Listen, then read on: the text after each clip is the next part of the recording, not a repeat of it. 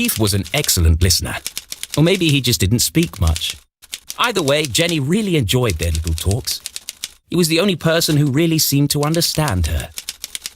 Jenny biked briskly towards the library back on campus to surprise her mother. Nothing exciting ever happens here, she grumbled, unaware of the great adventure that lay in store just around the corner.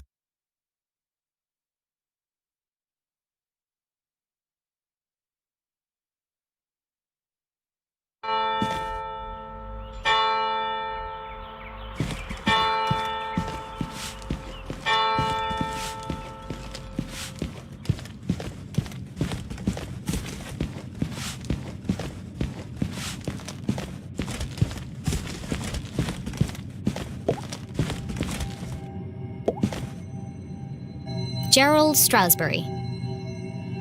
Cornelius Strasberry. It's a wall of Strasberries. The Strasberry lineage stretched back to the very founding of the university. There had been a Dean Strasberry at Gumboldt for over 150 years.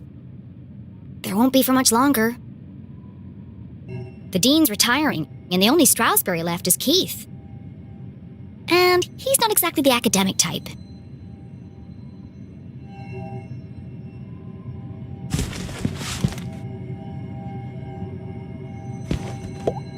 No one on duty. A book thief's paradise. There's a note on the desk.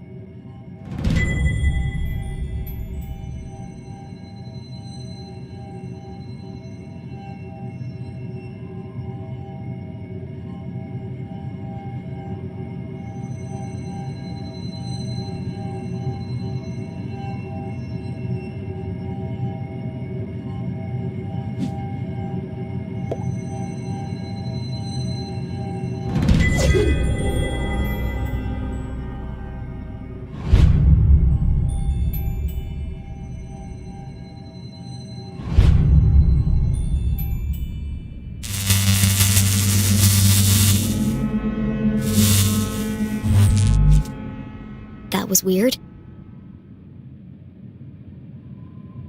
Hello? Mom? Mr. Strasberry? Anybody? Jenny's words echoed through the library. Something's not right here. A mystery was unfolding. Whatever it is, I'll get to the bottom of it.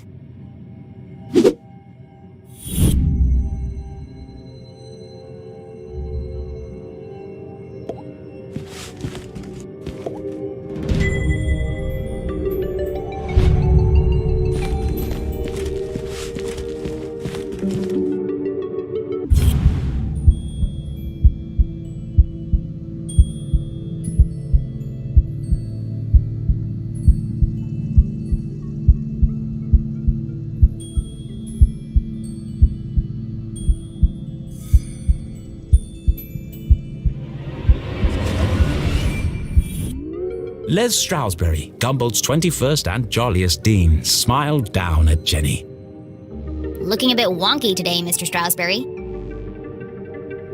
A pair of wires ran down the wall and disappeared behind the painting. It's too high to reach. What are you hiding back there?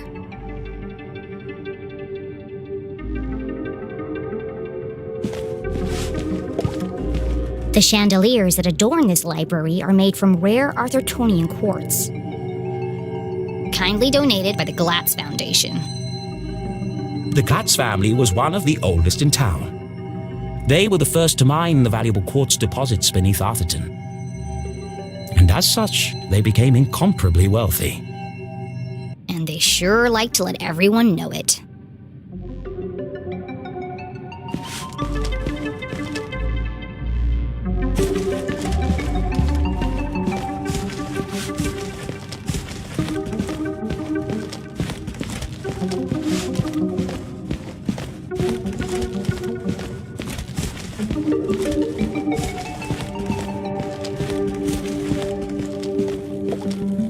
Laddertron 5000. The pinnacle of remote ladder and bookcase technology.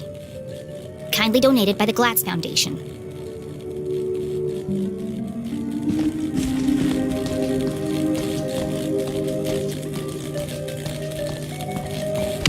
Whoa! Dangerous! The newly installed ladder system was prone to malfunction. Should have kept the old wooden ladders. They never tried to electrocute me.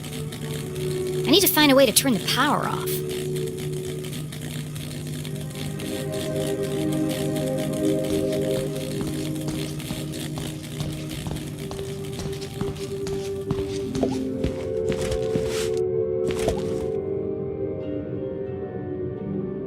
Jenny gazed at the technological marvel of Laddertron 5000. Seems pointless. It's not hard to move a ladder.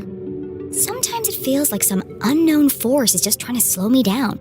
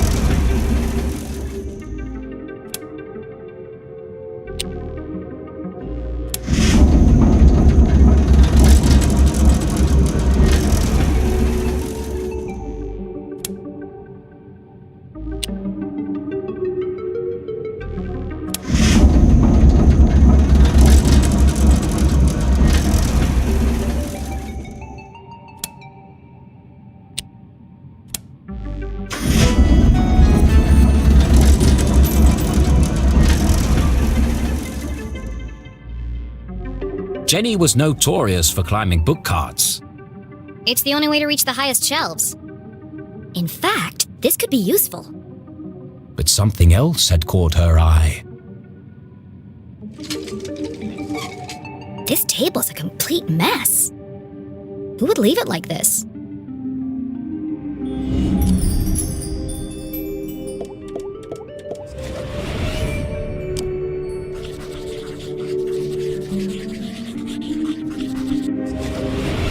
illegible scribbles, intricate diagrams of giant machines, a worn copy of Aliens in Arthurton.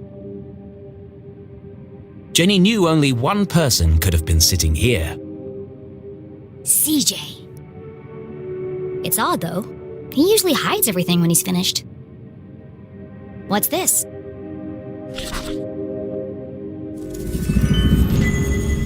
A tattered piece of paper with a series of seemingly unrelated notes.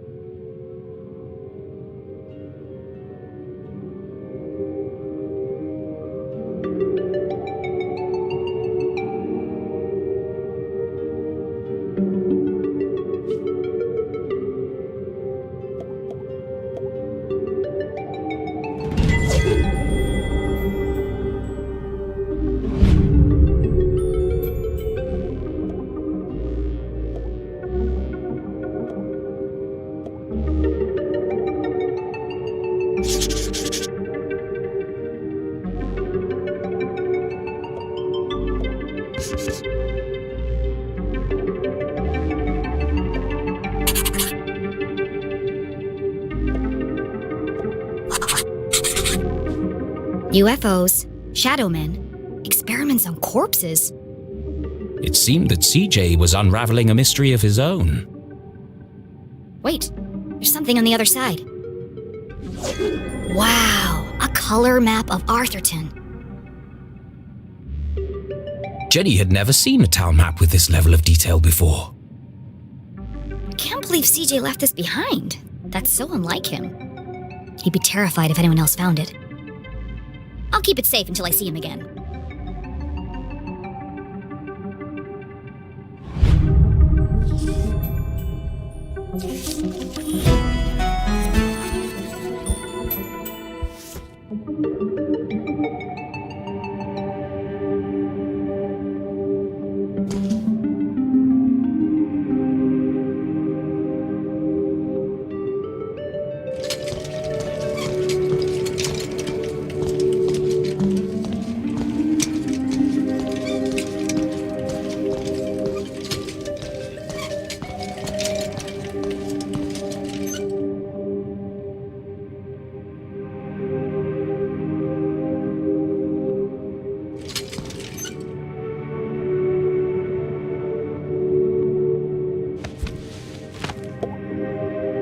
No secrets between friends, Mr. Strasberry.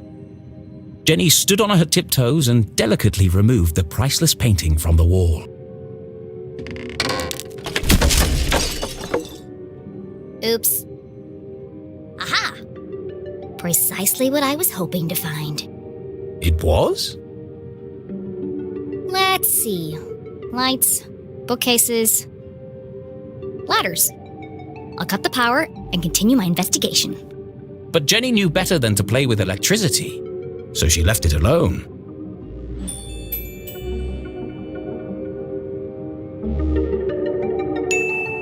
I guess I'll find another way. Wait, what am I thinking? It's a simple switch, perfectly safe. But Jenny was strong in her convictions and seldom changed her mind once she'd made the correct decision.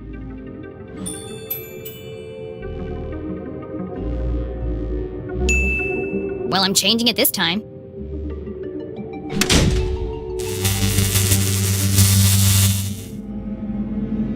The eerie silence unnerved our tiny hero. But even worse was the dark. Jenny had always been terrified of the dark. Just breathe. A great detective never succumbs to fear.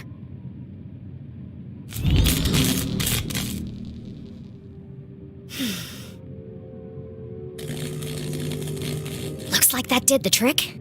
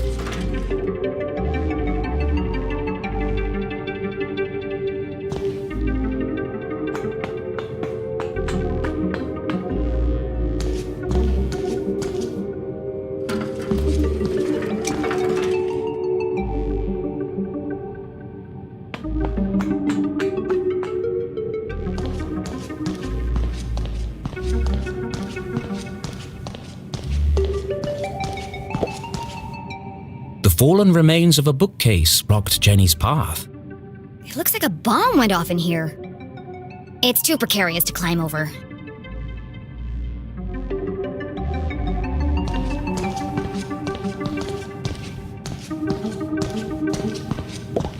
Rare books. Our most precious collections reside in this temperature-controlled room. Kindly donated by the Glatz Foundation. Yeah, we know. It's locked. No problem, I'll just pick it. Jenny was skilled with a lockpick, having watched her mother demonstrate the process countless times. But that was just for fun at home. This was the real world.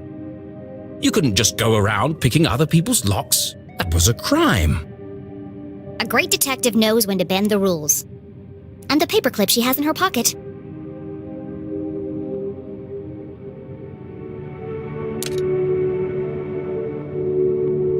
Mom always says, lockpicking is a subtle art. Move slowly and search for the sweet spot.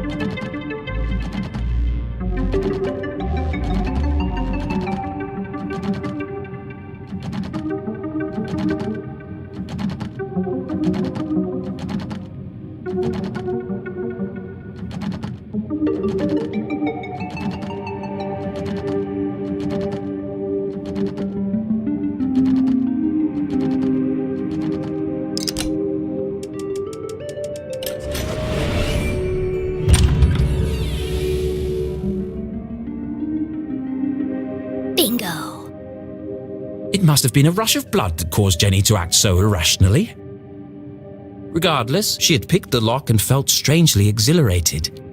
What treasures lay behind the door? Oh, it's empty.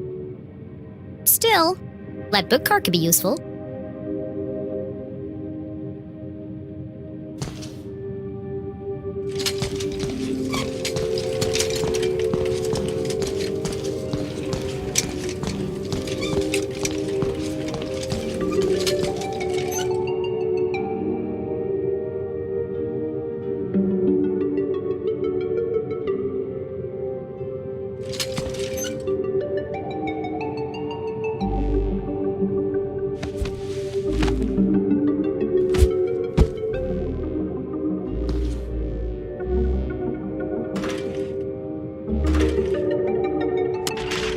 Something's blocking the ladder.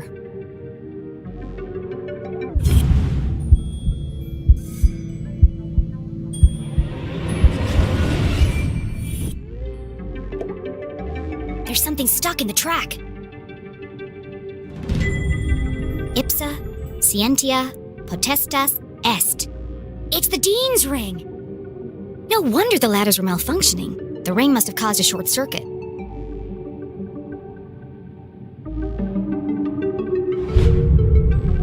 I'll keep hold of this and return it to the Dean when I see him next. Whoa! An empty library, a fallen bookcase, and now a broken balcony?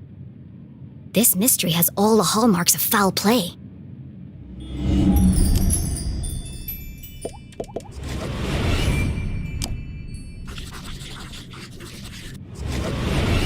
They say words can't hurt you. In this case, I'd be inclined to disagree.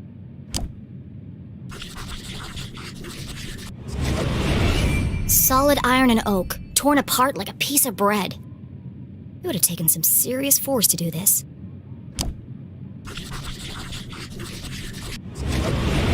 Something bad happened here. This is feeling more and more like a crime scene. And then Jenny saw it.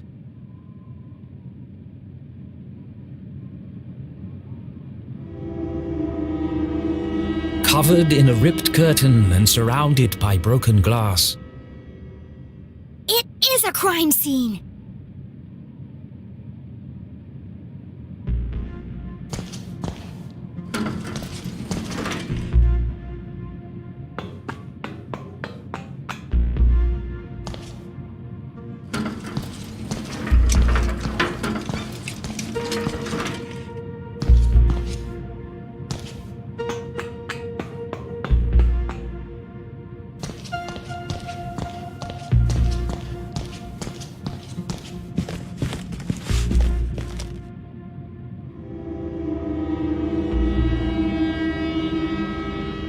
You never forget the first time you see a dead body. It harrows the mind, terrifies the soul, scars you to your very core. A dead body? No way! This is amazing! Who lay under that curtain? Who had breathed their last breath? Who had shuffled off this mortal coil to meet their maker? It could be anyone. I mean, it could be an escaped lunatic from the asylum. Or an axe-wielding maniac on the run from the cops. It could be... It could be... Mom? Oh no. Please, no. No, you never forget the first time you see a dead body.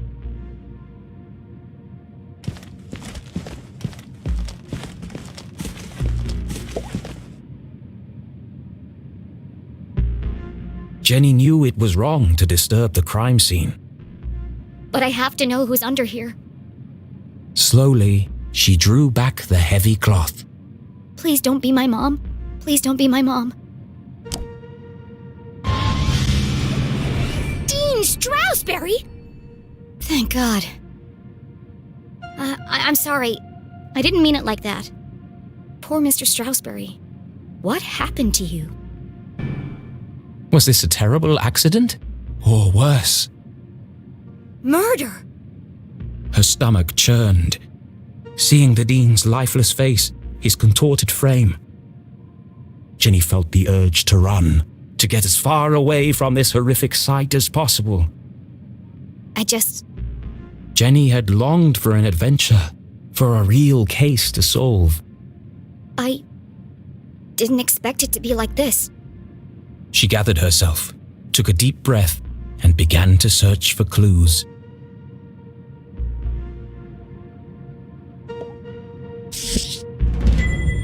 It's a book about predicting the future. I suppose it didn't belong to Mr. Stroudsbury then.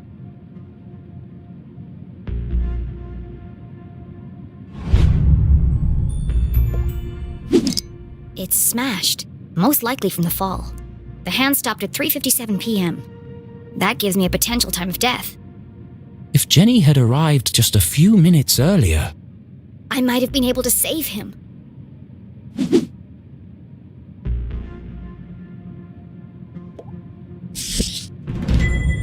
The Hawk and the Weasel and Other Bedtime Stories. It could be important. Then again, it could have just joined the Dean for the ride.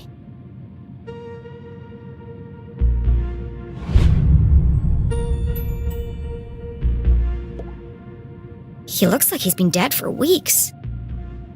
His skin is pale and colorless, and there's a strange mark on his neck.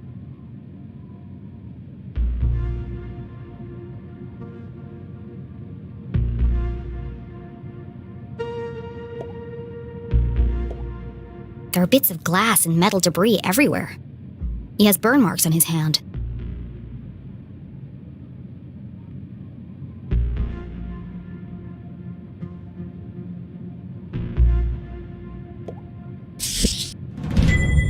A book about chance. What are the odds that this was an accident?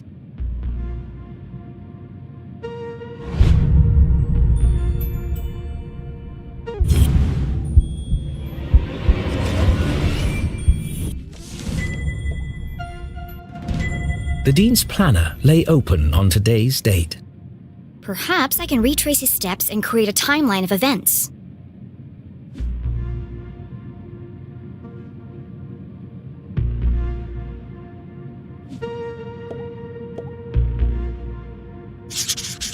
Meet JL. Could that be Mom? Where's Widow's Drop? I've never heard of it.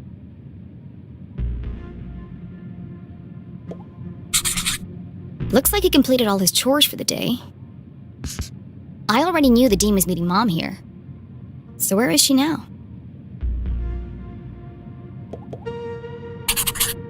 Looks like he canceled his meetings on Friday and rearranged lunch with Keith. Oh, poor Keith. Jenny didn't know how she would break the news to him. But I should be the one to tell him. Gossip spreads like wildfire in Arthurton.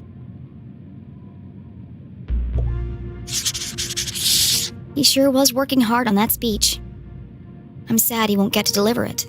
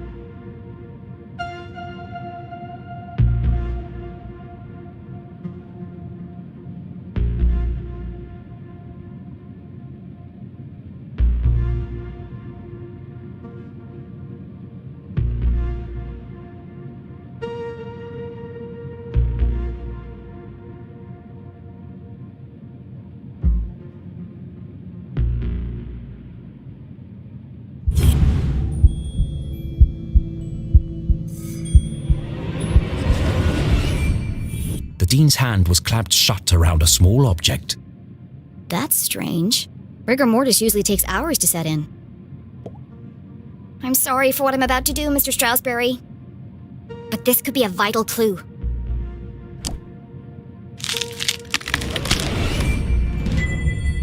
Mom's ID card? But that that means. Julie Leclue had definitely been here. She could be the last person to have seen him alive. She could be the killer. Impossible. My mother's a forensic expert. She'd never leave such incriminating evidence behind. But even the smartest criminals made mistakes. Jenny couldn't deny this looked bad for her mum. If anyone else sees this, they'll jump to conclusions. They'll think my mom's a murderer. Unless... A peculiar thought crossed Jenny's mind.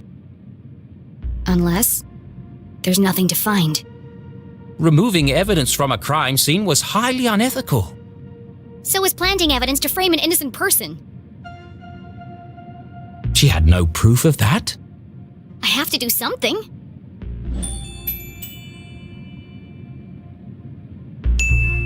My mom would kill me if she knew I was tampering with evidence. But I have to protect her. I think that's all the evidence I'm going to find here. She took one last look at the Dean's lifeless body. I'm sorry, Mr. Strasberry. I promise I'll get to the bottom of this.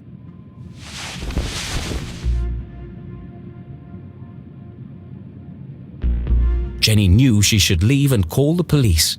But how often did a case like this come along? Never. There's more to this than meets the eye.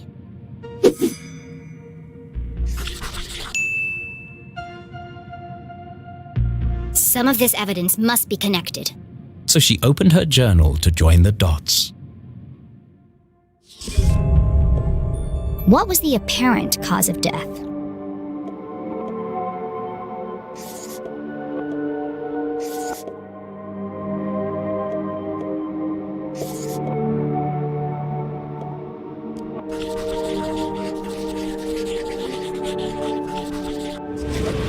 It looks like the Dean was thrown from the balcony when he reached down to pick up his ring, which was stuck in the electrified ladder track. He grabbed the curtain, but it didn't slow him down. He landed on a bed of metal and glass debris.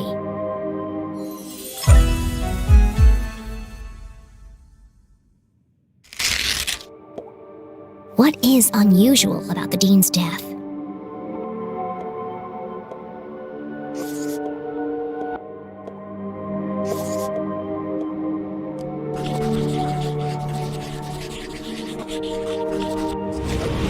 Dean has a strange mark on his neck. All the skin around his face is gray and gaunt. I've never seen anything like it before. He's holding my mom's ID card, which makes her the prime suspect.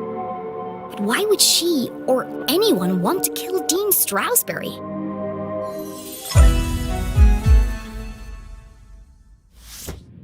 Jenny suspected foul play, but what was the motive?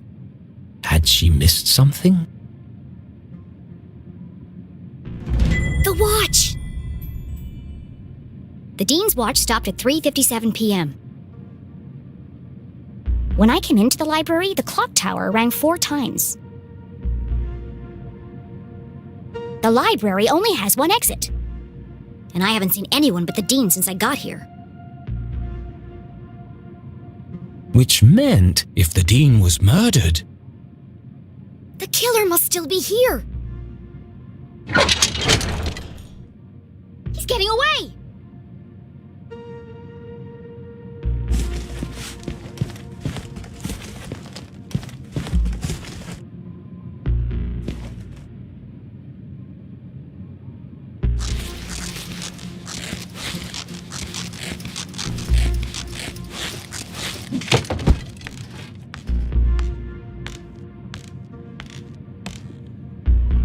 Jenny could hear police sirens in the distance. Someone must have tipped them off. I'll catch the murderer and keep him busy until the cops arrive. Chasing after murderers was hardly the job of a little girl. Hey you! Stop!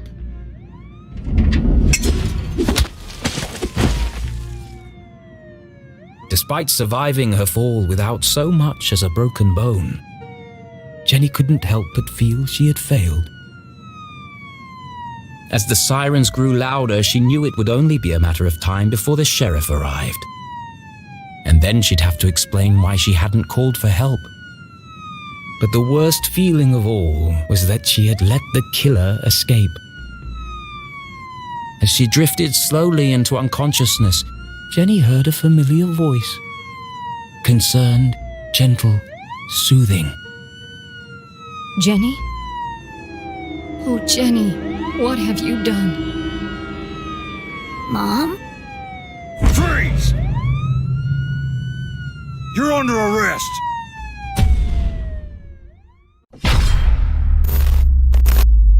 Kiss my ass!